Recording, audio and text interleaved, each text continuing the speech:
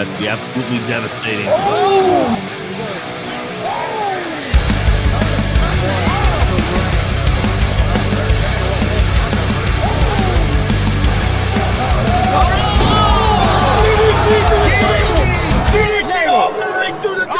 Here, this is Joey Owens' show.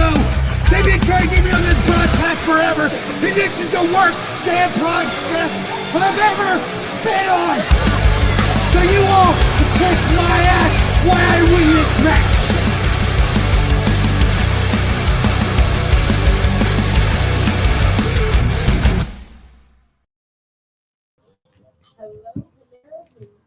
All right, what's happening, everybody? Welcome to Facer Hill Pro Wrestling Talk. I'm Chris Gonzalez, joined by OG Tony and Justin Terrell. How's it going, guys? Going good. I am not frozen, I promise. I'm doing good. Okay, good. I thought we guys, lost you there for a second. Yeah, you never know with Justin. Yeah, you're right. You never know with me. I got to keep That's guys true, on your that's toes. true. Well, guys, let's jump right into Facer Hill Pro Wrestling Talk. I'm going to start off with TNA Impact, but I'm going to go with Sacrifice. That was on, I believe it was Friday night of last week. And so that's what I'm going to review. Pretty good show. I enjoyed it. Had Leon Slater defeating Eric Young. Thought it was a pretty solid match. From there, they went with Ariana Grace beating Danny Luna, and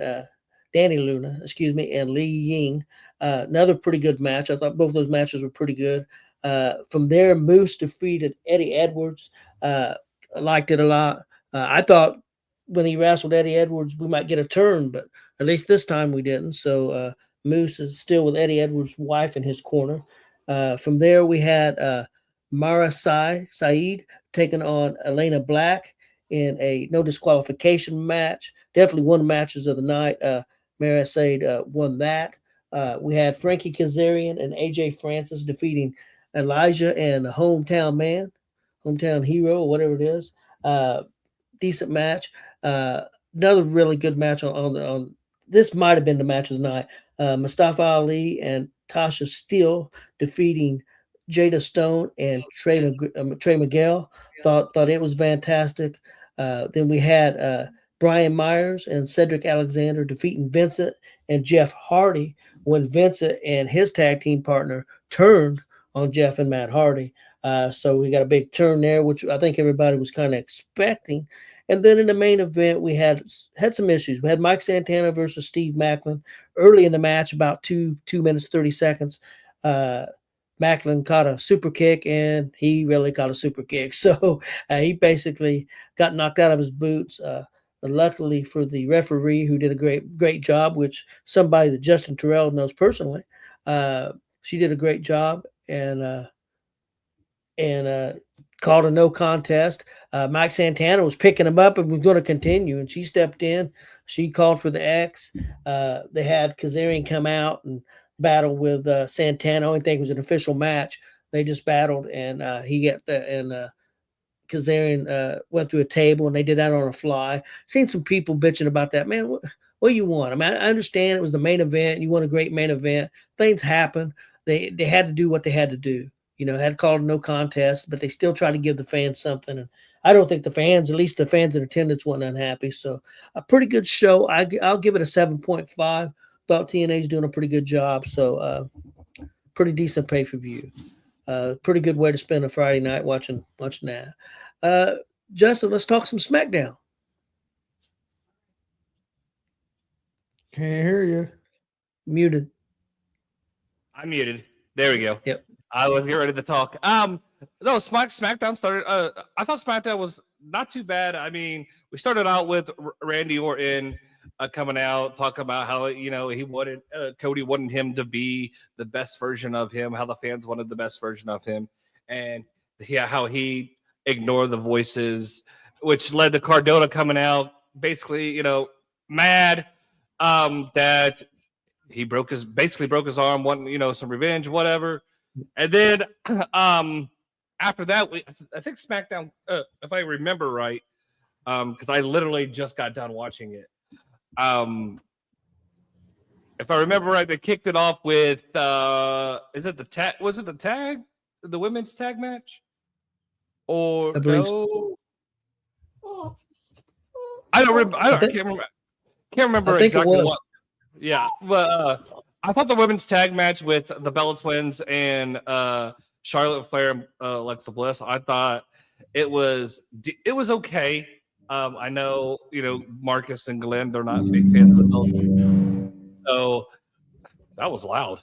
They're not, but they did decent. Obviously, you could tell that Alexa and Charlotte had to carry the match, but Yep. I mean, to have them lose by an interference, I thought it was a good way to cover them, and also keep Alexa and Charlotte strong. And then we had Danhausen showing up, Miz stepping in gum, Miz not having any really good luck and whatnot. Danhausen shows up and curses Kip Wilson, which leads to him losing to Jelly Roll, which I'm telling everybody could say Jelly shouldn't be in there. Jelly's impressed me. Like he went and trained for his match for SummerSlam, and he continues to train, and you can see that he's getting better and more confident inside the ring. So I thought that's great. I would like to see how it's going to lead up into Mania for that. I feel like it's going to be. I would honestly like to see a comedy match with Danhausen, maybe Danhausen and Jelly Roll versus Kip and Miz or something like that. But then again, Danhausen's cursing everybody, so it wouldn't really make sense. And then we got we had a quick little promo with Fatu and Drew McIntyre. They get a no sanction match at WrestleMania, and they're not. I'm trying to think. Oh, we had Rhea Ripley and Jade. They kind of they had their little spat, and then it led into a B-Fab attack or a match with B-Fab, which led to a beatdown. Jade still needs a little bit of work on the mic. That's one thing I've noticed. Like she was trying to say like you were just a visitor here. You're not even she should have said you're not even a superstar on SmackDown, but instead that she was like you're not even a person. So like she fumbled her words, and so that was like so it kind of felt underachieved. And then we had I'm pretty sure I didn't get to watch the last part of it, but I'm pretty sure we had a match with Randy Orton and Cardona, if I'm correct. Yes. And so that's how we ended the night with. So overall, I thought from what I was able to finish and see, it was a fairly solid show. I would say it's not one of the better ones leading to WrestleMania, but it's definitely it was still a solid show. Yeah, I thought it was. What, Chris? I was saying, hey, what's up, Billy? Yeah, hey, Billy. I thought it was a solid show. I thought it was solid. It wasn't the best. I give it a 7. There were some things I liked, some things I didn't care for. There was another match that you did miss, Julia and Tiffany Stratton. Man, they were just off. I don't know what's going on. Tiffany Stratton about killed Julia. She did that move where she comes off the top rope and lands on her. And, I mean, she really landed on her, man. I think she hurt. Well, she said Julia said that she hit her so hard it made her pee herself. But yeah, I don't think Tiffany Stratton's going to get a match on the WrestleMania card. I think they'll wrestle the night before on SmackDown in some kind of way. I don't think they're going to make the card. There's 12 matches already. I think there's going to be a couple more added. I'm not sure, but I don't think that one's going to be one of them. At one point, I thought them two would be wrestling for the U.S. Women's title on WrestleMania, but I don't think that's going to happen now. After the Condona match, Cody and Randy brawled all over the place. So I thought that was pretty good. Sami Zayn beat Carmelo Hayes to be the new U.S. champ. So that was big. A lot of fans upset about that. And they've made a match with Sami Zayn and Trick now for WrestleMania. But I really think this week Carmelo will get added to that match. I think it's going to be a 3-way, and who knows, maybe a 4-way. You may get Dragunov in there, which I would love to see a 4-way between them guys. And they all got kind of a backstory because they've all wrestled each other, especially in NXT. We had Trick Williams and Carmelo and Dragunov had seen each other before. And then Sami Zayn has wrestled a couple of those guys, and he's been feuding with Trick. So I think that would be interesting. Again, decent show. I'll give it about a 7. I agree. I'm looking forward to the McIntyre and Fatu unsanctioned match. I wanted Hell in a Cell, but I tell you, unless you really book that Hell in a Cell right, Hell in a Cell is hard to do. Because I agree, because I mean you look at Hell in a Cell was supposed to be a feud ender, and I think we're just scratching the surface with this feud. So I think like now you're going to get an unsanctioned sanctioned match, and I think what we're going to get is we may have a winner or loser. We might get a Drew win, but where could that where's that going to lead to the backlash? I think some of the things we're going to see at WrestleMania is going to lead into backlash. And to kind of backtrack on the Sami Zayn stuff, I kind of watching the promo when Aldis, told Trick, "Hey, I'm impressed. You're going to wrestle. You're going to wrestle at WrestleMania." And then Sami was like, "All right, well, I have an idea." And I was kind of like, all right, he's going to challenge Carmelo Hayes. So it was kind of a good story. And you're right. I would love to see a fatal 4-way. We already know what's going to, we'll get to it on Raw, but we know what's coming on for WrestleMania with the announcement of the Intercontinental Championship. So I would like to see some, I don't know if you really want to do like a gimmick match, because you already got a gimmick match for that. But a fatal 4-way is perfectly okay with me. Yeah, I agree. Chris, let's talk some Monday Night Raw. I thought Raw was good this week. I actually thought it was probably the best Raw over the last 3-4 weeks. I thought it was a good show. I love the opening with Cody Rhodes coming out and Stephanie McMahon interrupting him. I thought that was a well done promo. Kind of reminding you how good Stephanie is on the mic, because you don't really hear her on the mic very often. But I thought she done a great job during that. Then Justin kind of mentioned it with Penta coming out and announcing his match at WrestleMania was going to be a ladder match, and then they end up announcing it's going to be 4 or 5 guys in it. Yeah, the 5. Yeah, I think I'm hoping it would go to 6, but if they stay with 5, I mean, it is what it is. I don't really care for Dragon Lee to be in it, but you got Dragon Lee, Javon Evans, JD McDonough, Rusev, and Penta. I would almost take Dragon Lee out. I would almost take JD McDonough out. I would almost throw. I mean, I would probably keep McDonough, but I would probably take Rusev out if I had to. Rusev might have been the one. But I would take Dragon Lee, and I would probably put maybe have Ray Phoenix jump ship and be a surprise entry in that, or have Vikingo, since he's going to be feuding with him. I think that would be sufficient as well. And we may see that happen this weekend, because the 11th they're wrestling each other with the Intercontinental title on the line. So you may see Vikingo. I think we could see 1, and we could see 2 more. I'd love to see Ray Phoenix and Vikingo get added to that match. That would have 7 people. That'd be pretty crazy. That'd be a car crash for sure.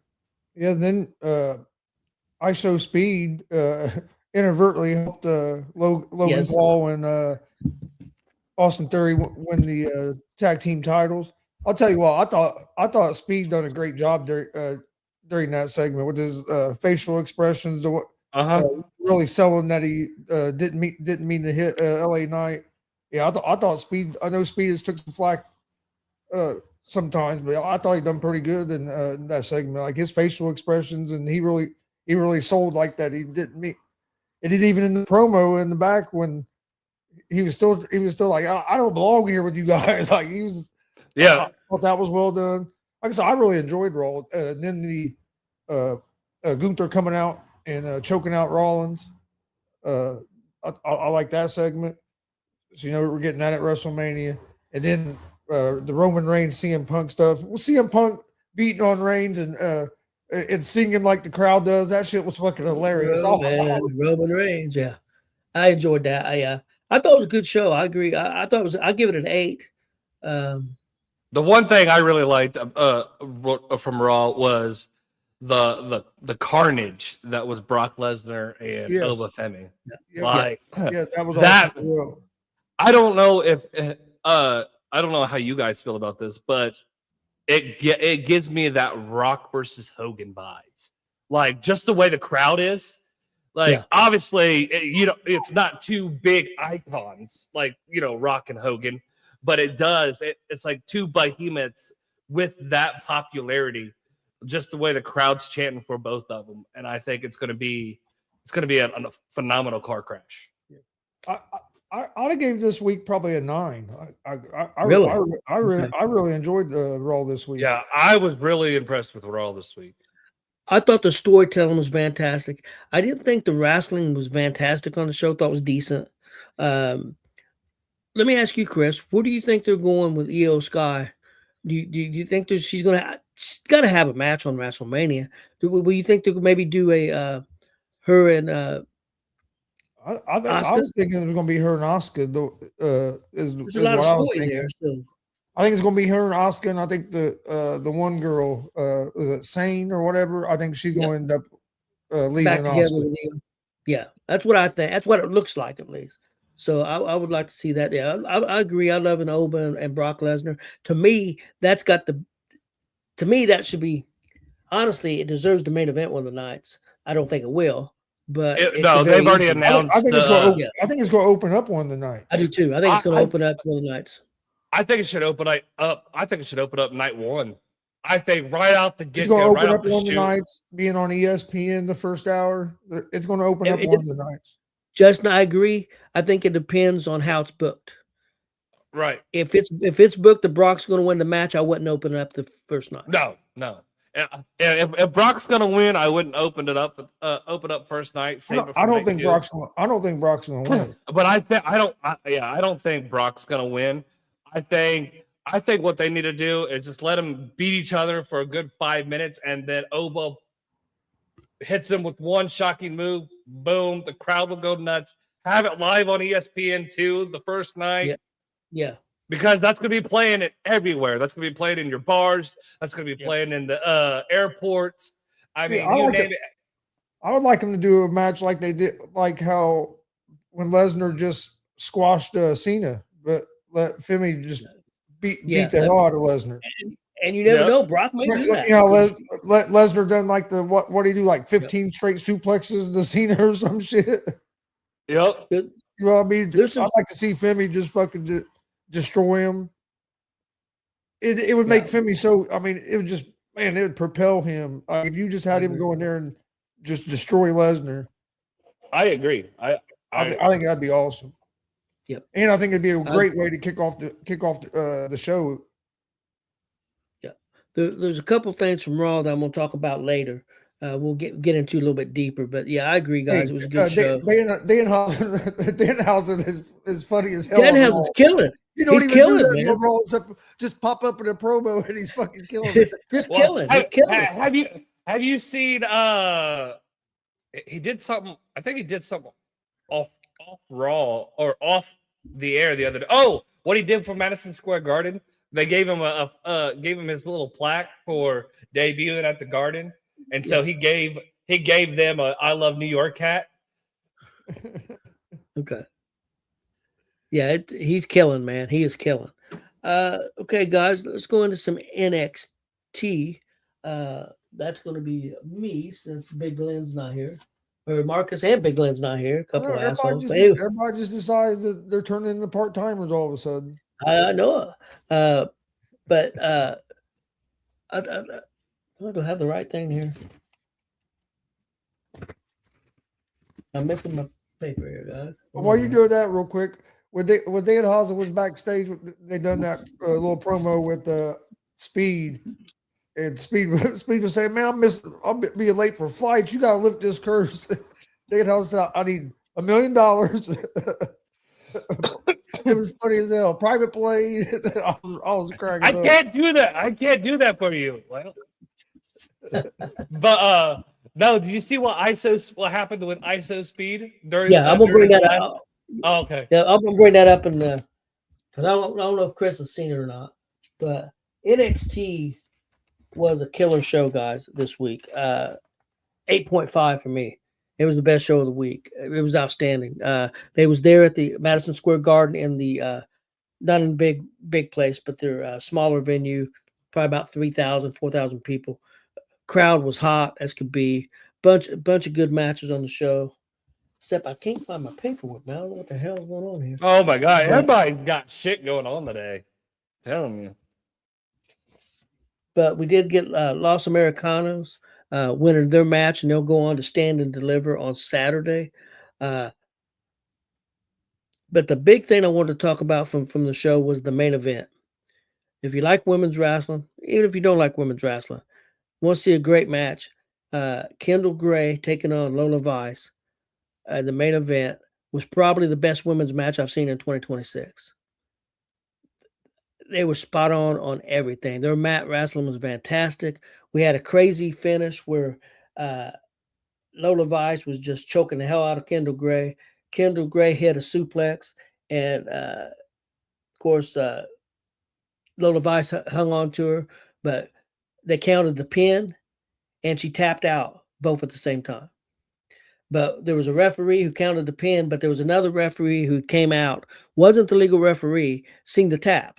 So they got a big argument after the match. Shawn Michaels came out, and they didn't even announce it on the show. They announced it today that it's now be a triple threat for JC James Championship on Stand and Deliver on Saturday.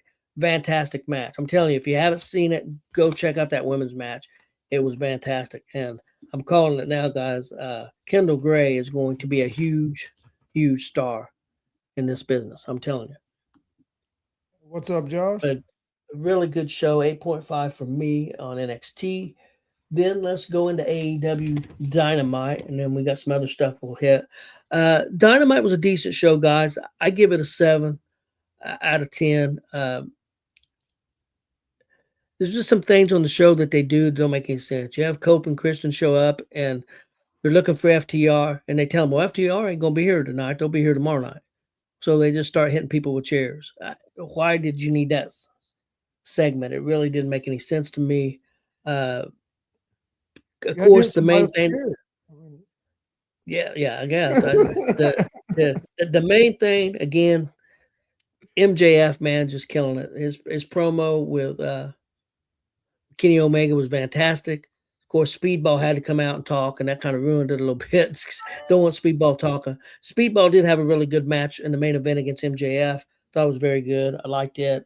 But the show was okay. It's just the way they book some of the stuff. A lot of stuff just don't mean nothing. And their characters don't mean nothing. I have a question because goes off what Josh just said. Why does Mox act like his title is the world title? Did he carry his own title out to the ring this week? That's what I didn't understand that last week.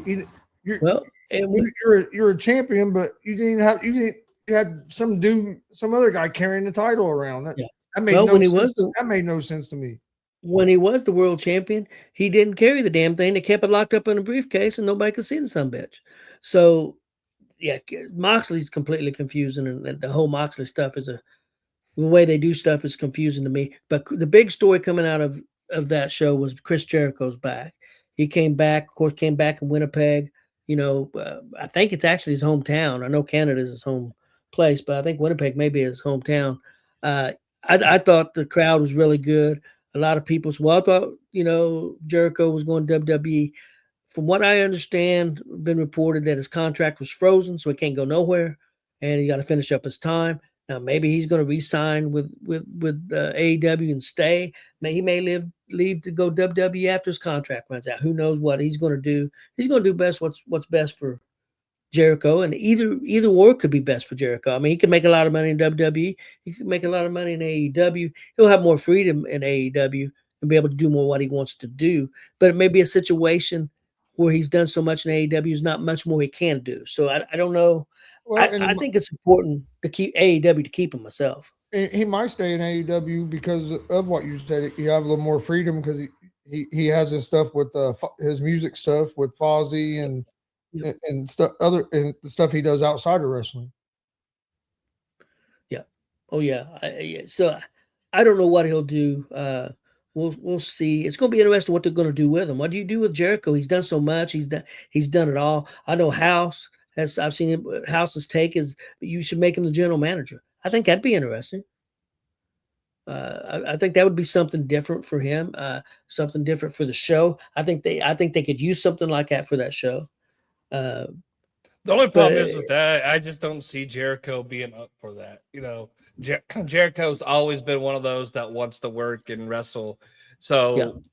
I mean, granted, he's up there in age, and you know, you could tell that he's not the same Jericho. So he has to wrestle smarter. But yeah, again, what more can you do with Jericho at AEW where you really can't? You help get AEW to where it is.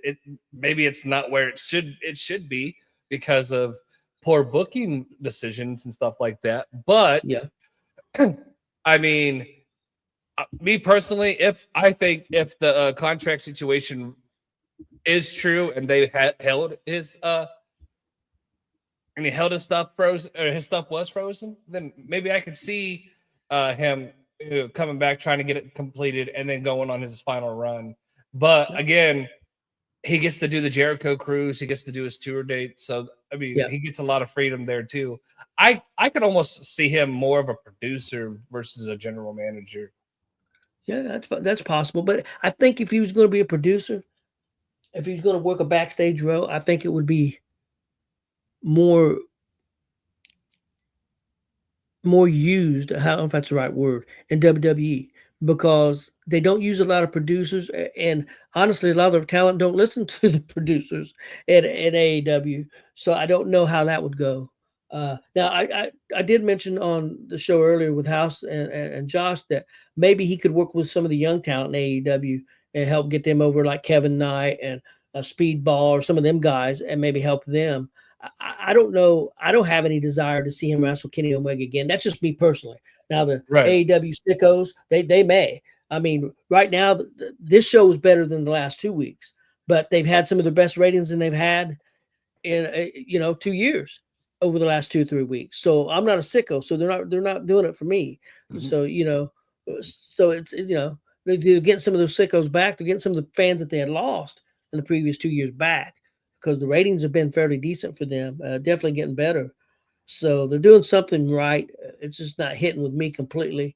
But it was good to see Jericho back. I don't think Tony Khan wants to lose Jericho, and my reasoning on that is because, to me, and we've talked about this before, Chris, without Chris Jericho, there may not have been AEW. His name helped him get that TV deal, and he was big that first year. I mean, he carried that, in my opinion, he carried that show the first year. And so it wouldn't be a good look. You already lost Cody Rhodes, who was an original. And I know, Jericho wrestled for a long time before that, but he is at AEW original to a certain degree because he was there from the start. So I don't think it'd be a good look, and I don't think Tony Khan would want to lose him. So I think he could offer him a boatload of money and, hey, man, you only got to wrestle 10 times a year, and then all the, who knows what he's liable to do. So it'll be interesting to see. But the show was better than the last 2 weeks. Wasn't great, but I'll give it a 7. It was decent. Okay, go ahead. Go ahead. And just to add on to that too. I mean, I think there's a few of the AEW guys that are on their way out anyways too. I think the Bucks are slowly going to be on their way out. I think they're going to do one little run with in AEW one more time, and then I think they're going to jump ship with Cody, because Cody's mentioned them a couple times and stuff like that. I think they're going to finally, just go ahead and get that one run in, and that way they can get that Hall of Fame. That's just my opinion. I don't know if it'll happen. I see Omega doing one of the same things. I think because Omega's done everything in AEW that you can do right now. So I think he'll do his run and then go as well. But I think it depends on Omega's health. Yeah, I mean it doesn't depend on his health. I mean, if he doesn't go anywhere, he'll definitely be backstage because he does have that. Obviously the stakes as an ownership stakes. And then I think Hangman's going to end up leaving too, but I don't see Hangman jumping to WWE. I see Hangman going more TNA maybe. But yeah, I think I think within the next year or so, you're going to see a huge momentum shift or a huge roster shift in AEW. Okay. Because I think because once you show so many of those guys doing the exact same things, it just kind of gets stale. Josh said the Bucks won't go because no real glass. But yeah, it'd be interesting to see the Bucks and Kenny go to WWE. I would especially like to see, because I know that's something that Bully Ray has said before. He would love to see Kenny Omega go to WWE. He would love to see Will Ospreay go to WWE. And I'm just going to repeat what he says. I'm not saying this. He says this. So that's what I'm going to repeat it. He said to learn how to really do business. That's coming from Bully Ray, to see how it really works, and to wrestle into WWE and see how it's really supposed to be done. And I'm not saying that. I'm repeating what Bully Ray says before any AEW fans get pissed off at me. Hey, I don't care. I don't care if AEW fans get pissed off at me. I don't watch it. I just watch the highlights. But when I go through and I watch the highlights and I see the exact same people doing the exact same stuff over, and it's a repeat. Like, here we go. We're getting another feud with Omega and MJF. This is why I say, I see Omega on his way out, because he's going to get that one last run, and then what do you do from there with him? Some people think they're going to put the title on Omega. I think it'll be a huge mistake, because since MJF came back, the ratings have gotten a lot better, and I think the reason they've gotten a lot better is MJF. MJF's the only big star they got. I would love to see MJF go to WWE. MJF's good, and MJF will eventually end up over there. It'll be interesting to see what happens in the future. So, okay, guys, I had some stuff I want to talk about. Something that Justin started to bring up. ISO Speed got attacked today during a live stream by none other than LA Knight, and I thought it was pretty funny. I don't know where they're going for sure. It looks to me now like they're maybe heading towards a 6-man tag, or if ISO Speed's not comfortable enough to be in a 6-man tag, maybe he'd be outside the ring for the Vision, and LA Knight be outside the ring for the Usos, which I don't know if that makes sense. I think it'd make more sense in a 6-man tag for LA Knight, but I think that's where they're heading. The video that came out of that was really well done. WWE does that kind of stuff really well. So I thought that was, and ISO Speed's doing a good job. He's been training. He's been working with Orton, working with a lot of guys. So that's why I kind of think he will wrestle. What do you think, Justin? Yeah, I think it's going to lead up to an ISO Speed and LA Knight match. Okay. Do you think a singles match? Yeah, I think it's going to lead up. I think it's going to lead up to them either having a tag match or a singles match. Okay. It may end up. It may end up even turning into a 6-man tag match. Yeah, with that's Austin what I Theory think too. That's what I think. But Chris, what do you think on that? Yeah, I think it's going to be a 6-man tag. I think it's going to Speed's going to join in with the Vision for that match, and LA Knight will be with the Usos. Okay. The next thing I had was, I think we're going to find out Friday, guys. They're going to be in St. Louis.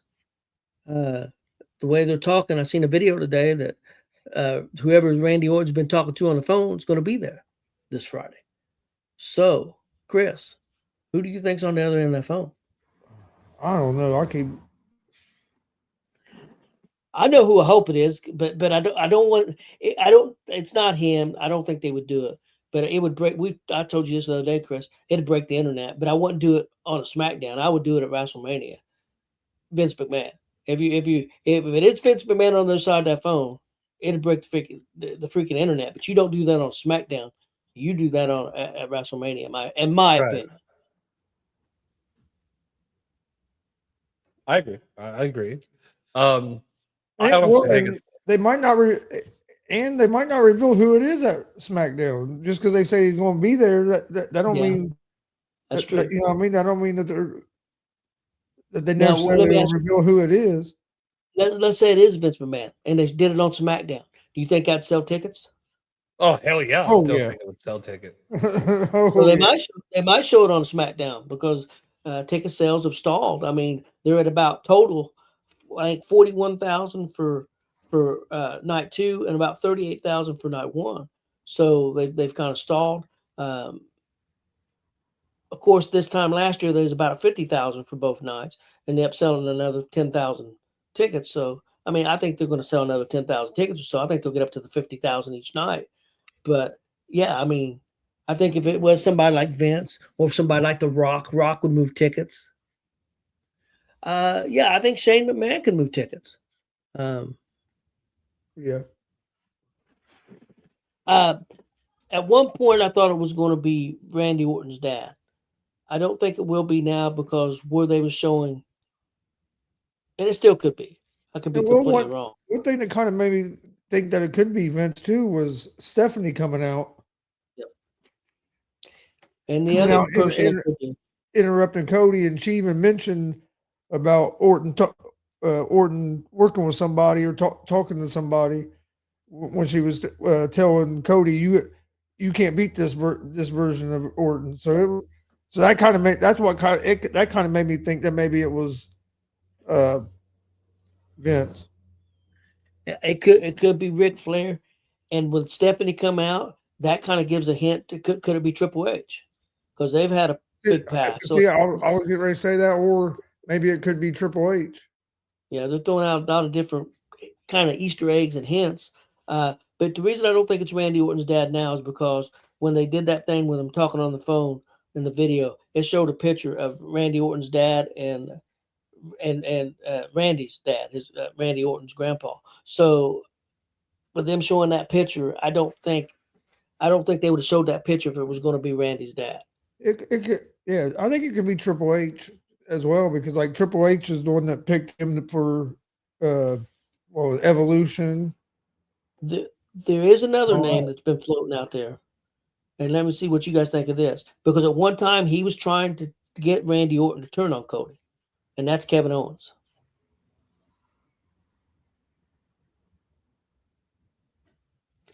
So I mean, there's a lot of possibilities. Everybody hates the road, so I mean, it could, just like Dusty. Everybody turned on Dusty. So who the Justin, who do you think's going to be on the other end of the phone?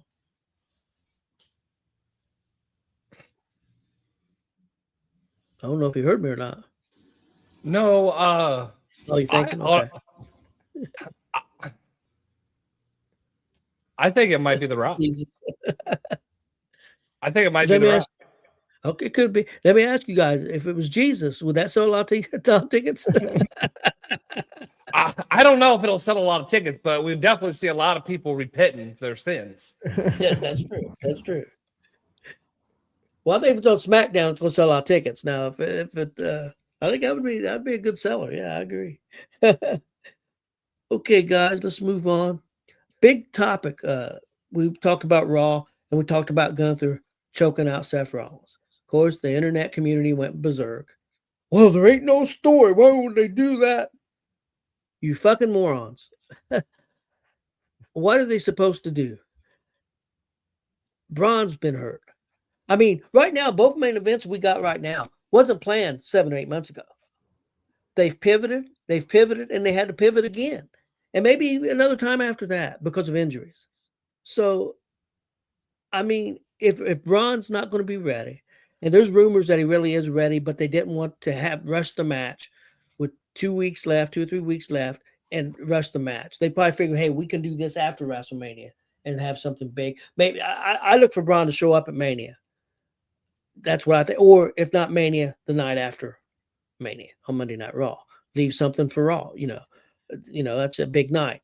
So, but a lot of people complained. You think they'll have a match like Backlash or something? Yeah, I think they'll save Seth and Braun for Backlash. Yeah, they could. Now that would make sense. Their plan, everybody knows their plan was Gunther and Rey Mysterio. That fell through because Rey Mysterio's got injured ribs. So they've wrestled only one time before, and it's been a few years ago. The only issue I have is you can't have Gunther lose this match. So it's going to have to be Seth lose or somebody's going to interfere. Something's going to have to happen. Because I don't think you want Gunther to lose. You really don't want Seth to lose. Which I don't think it would. I think it kind of would hurt Gunther. It wouldn't hurt Seth if he lost, especially if it's by some bullshit stuff. So I don't have an issue with this guy. First of all, it's going to be a good match. And yes, I want story? Yeah. But there's a lot of other matches on the show that's going to have story. And there's ways that can make a story and make it make some sense. All they have to do is say, Paul Heyman is paying him to take him out. I'm paying him $1 million to take him out because Brock Lesnar's busy. The Vision's busy. I need help. I'm paying him to end it for me. He keeps attacking me. Gunther's going to take him out. He's going to put him out forever. I don't have to worry. So there's a way they can tie that in. Yeah, I was going to say because they could have Paul Heyman have somebody interfere in the match as well. That way you're not having somebody getting beat clean. You could have somebody from the Vision, or Paul Heyman could pay something like. Yeah, there's a lot of different ways you could go. Yeah, they had a perfect backup plan when Braun got hurt with the other big guy, because he had destroyed Seth Rollins many times. What's his name, guys? Bronson Reed. Bronson Reed had destroyed him in the past. So I mean, there was a story there, and then Bronson Reed gets hurt. So just a lot of stuff has happened. But yeah, I don't think there's a problem having this match. No, I don't think so either. I mean, I agree with what Josh is saying here. I think it's going to be a good. I think it's going to be good, and yeah, I don't. If you let the two go at it, it has potential to be as good as match as anything on the show. Again, I think it's going to be a bullshit finish in some kind of way. I'm saying bullshit, but it's going to be some kind of finish to kind of protect both guys. But yeah, I don't see a problem with it. But a lot of the internet fans have had. So, what do you think, Josh? Or Justin? Justin, excuse me. How's it go, Josh? Losing my mind. Oh, me? Oh, okay. Yeah, Justin. I mean, I was a little upset at first because they sat there and they said Braun wasn't ready or was ready, so I thought for sure we were going to get a Braun return. I'm kind of curious to see where they're going to go with the Gunther spot, but you're right. Neither one of these guys need to lose. But but my personal opinion, I don't think we're going to end up. We may not even end up getting this match. I think what's going to happen is if Braun is fully ready to go, I think either if it's going to be the second night, I think in the first night, Braun is you're going to see what's his name? You're going to see Gunther on the ground or something, and Braun's going to spear him because Braun's a head case and letting him know, hey, I'm back. I'm kicking ass. I'm taking names. I'm the 23 miles an hour nonstop of pure ass kicking. So I could see him maybe attacking Gunther on night 1 and then replacing Gunther night 2. That could save him too, to kind of flip the script. But just like Josh said, it does make Gunther look like a headhunter. He's out, headhunter, mercenary. Yeah, it does make him look like a mercenary. So if he's not going to be and it kind of makes sense, And if Braun's ready, they could have Braun come out and attack Rollins, Yeah, that could be a way that you could end the match without hurting either guy. Yeah, that's what I kind of think might happen. But yeah, I'm looking forward to the match. I don't have an issue. I think they was back into a corner and they made the best decision they could, in my opinion. And I don't have a problem. I like the decision.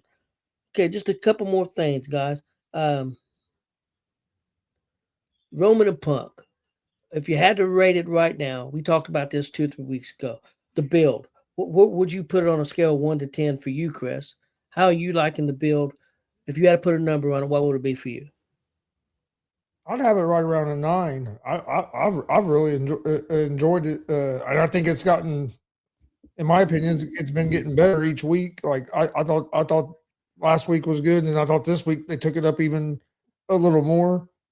And I like how they've incorporated the stuff with the Usos as well. So yeah, I've really enjoyed it. I'd have it probably around a 9. I'm looking forward to the Mania match. I am too. What about you, Justin? I think CM Punk is doing the best work he's done in a long time, and maybe right up there with ever. Like I think he's doing some of his very best work. I really do. Yep, I don't disagree. Yeah, I think this match is going to be Breaker and Roman Reigns is going to be a phenomenal match. Or not Breaker, Punk and Roman Reigns is going to be a phenomenal match. I was reading that and put Breaker and Punk together. Yeah. But no, Punk's doing phenomenal work. I agree with everybody here. Like this gets the feel of that Punk from the Punk before he left, the Punk during the pipe bomb. Like it has that Punk feel, and it's great because now everybody hated Roman, and then Roman finally got that momentum, and it's good because now you get both main events are 4 fan favorites, but it's just animosity that has to go through. Yeah. And so I think it's good. I think this one could be up there, but I don't know if it'll steal the show, but it'll definitely be close to it. I think they're going to pull all the stops for this match like they did for Cody and Roman there at that one WrestleMania. Who knows what the hell we were liable to see? So I'm expecting big things. I'd give it a 9. I'm with Chris, about a 9. What do you think, 1 to 10, Justin? If you had to put a number on it. On the build up, yeah, build. I'd definitely have a 9. On the build up, yeah, 9. I would say 9, right? 9, okay. 9.5. I want them to brawl more. Yep. They have been the last couple heading weeks, that way. Yeah, they're heading that way. Okay, guys, what about for Cody and Randy? Justin, what would you give the build for that right now? Scale 1 to 10. I honestly like the 10 up there. I almost like it as a 10. That's because at first we thought it was going to be just the mutual respect of friends and the teacher versus student, and now it became, hey, I don't give a shit about you. My goal is to take that title from you, and Orton's flipped the script, and so I think the build-up's been really, really good, and I would say it's right up there with Roman and Punk. Do you think that it hurts a little bit that the fact that Randy can't be the Randy that he once was, because there's stuff he can't do now on TV that he could do back then? Do you think that hurts at all? No, I think they're going to let him do it. I think they're going to let him do some. Do you think so? Yeah, okay. I think they're going to let him do some of that stuff. I think in order to sell out WrestleMania and build the story, I think they're going to let him cross some lines, because that's really what drew people into the Legend Killer, and that Randy Orton. Yeah, going into this week, start of the week, I'd give it an 8, but because with Stephanie, I really liked what they did with Stephanie. I really thought that added something, added some intrigue. Don't know where they're going with it. There's such a story between them two guys, the history of it. Also, I'm going to give that a 9. Also for me personally.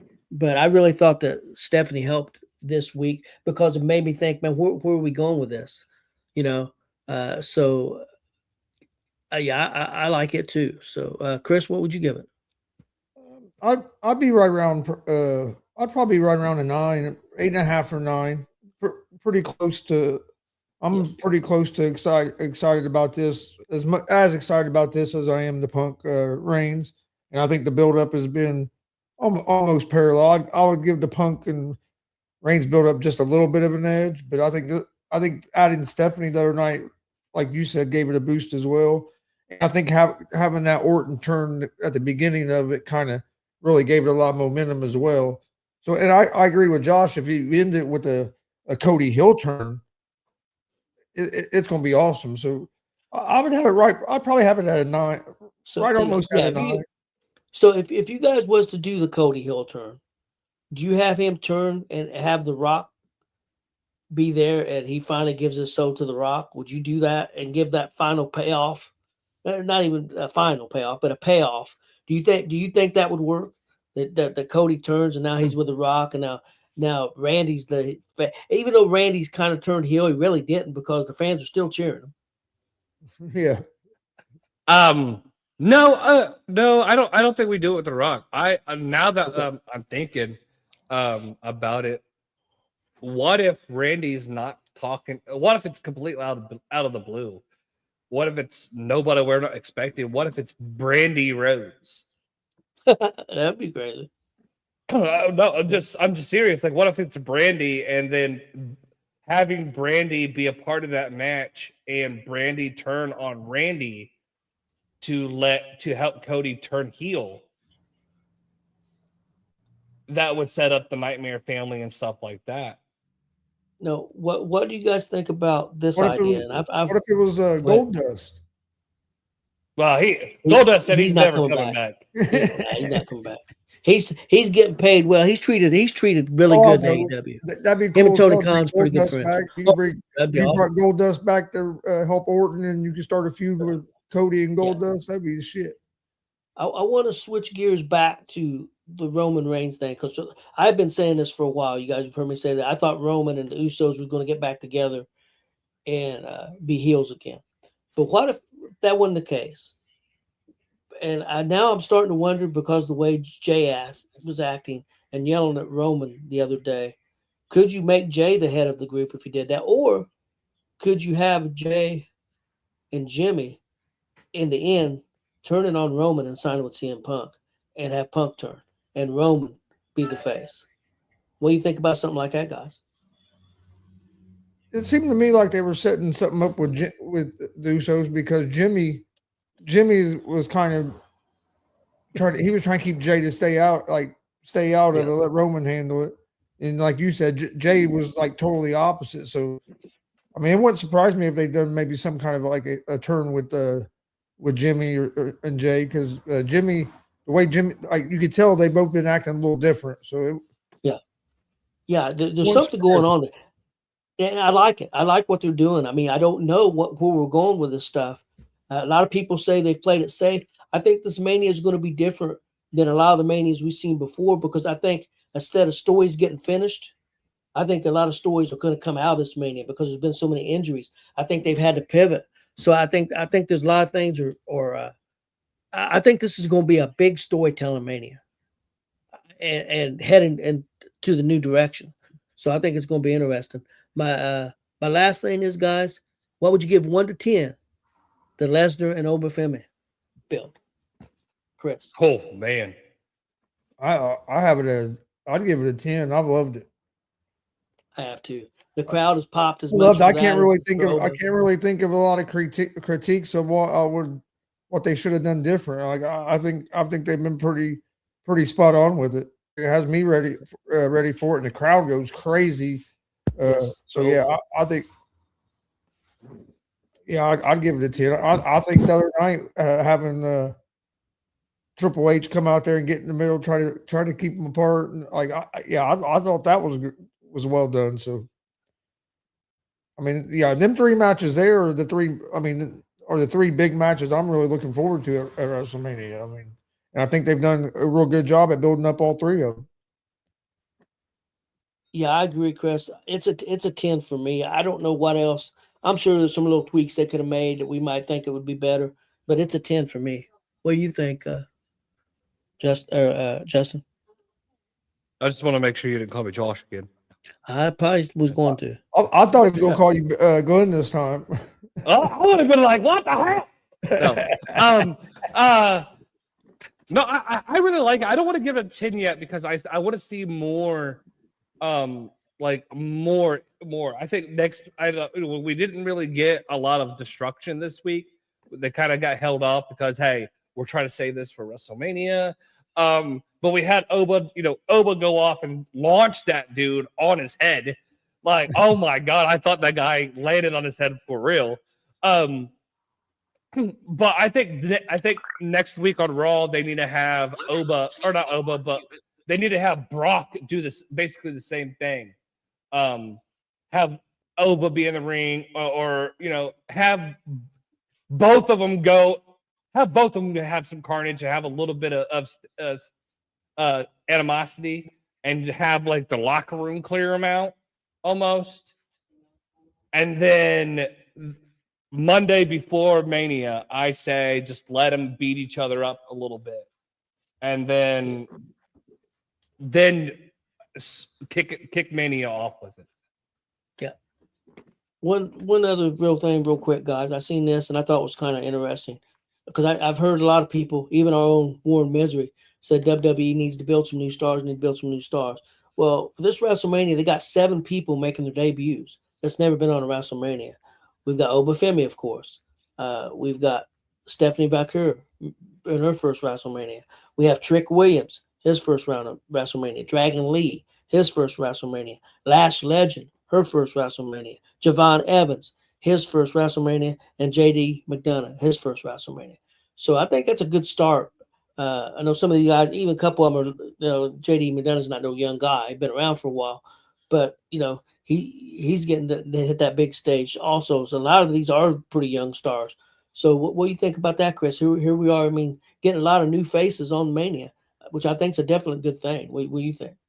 Oh yeah, I think they're doing a good job of building stars. I mean, look what they're doing with Oba. Like that guy came up from NXT a month and a half, 2 months ago. Yeah. Yep.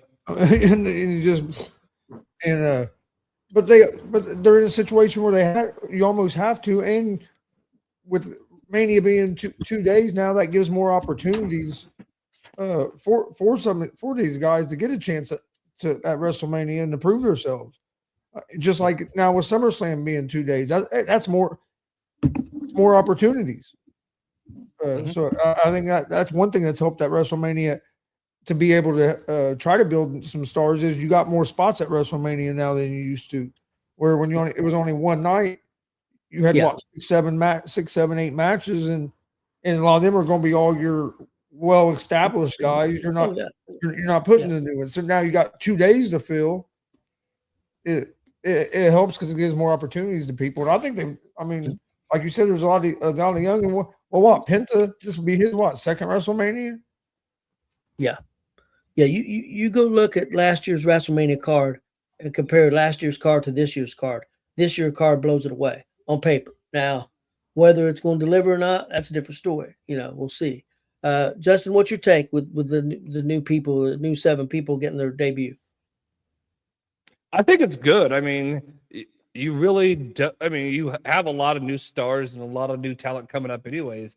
I think, it's kind of, I get it. There's a lot of people that don't like WWE, and I think a lot of people, are really criticize WWE, but at the same time, like, there's so many new stars out there. I mean, you got 7 guys that are debuting in WWE or debuting at WrestleMania. You got Dan Housen, who's the top selling merchandise seller. You got Joe Hendry. You got all these different people. Sal Ruka. I mean, Sal look what she's Ruka. done. I mean, you got all these other stars that you've already built. Like, granted, they may not. Some of these are NXT stars. They haven't made their jump to the main roster, but there's so many stars in WWE right now that it's hard to say we need to build more stars. Okay. Yeah, I agree. I think they're moving in the right direction. I'm really excited for this Mania, guys. And I know that the build hasn't been maybe what it could have been, but when you have so many injuries and you got to change plans so much, I think they're doing a good job. I think things would have been different if it wouldn't have been in Vegas. I think if they was in New Orleans right now, which was planned at one time, they would have had over 50,000 tickets already sold for each night. I think that's hurt them a lot too. But guys, let's get out of here real quick. I just wanted to say tonight, guys, here in just a little bit, 10 o'clock, we're going to have Gonzo's Sports Room. We'll be talking a little bit of NCAA, a little bit of NBA. Do want to talk a little NFL because we have an interesting story in the NFL come out today. But then the other thing is, Justin and Chris, you guys are going to have a battle tonight. Trivia, sports trivia. I got 15 questions. Of course, Big Glenn killed me not being here tonight, but you two are going to go at it. We're going to see who's the sports trivia guy tonight. Oh God! I've got baseball questions. I've got NBA questions. I got football questions, and then I've got one other sports question. Sounds good. That will be the topic. So we'll tune in for that tonight. It's going to be fun. 10 o'clock here on Gonzo's Sports Room. We appreciate everybody watching. I know we've been getting a lot of views and stuff, and we appreciate everybody. So we'll see you guys here in just a little bit.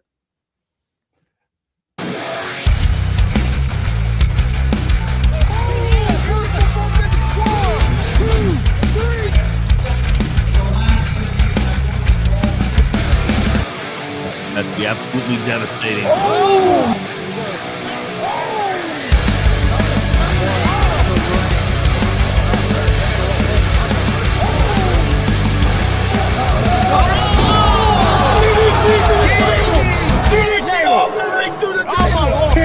This is Joey Owens' show.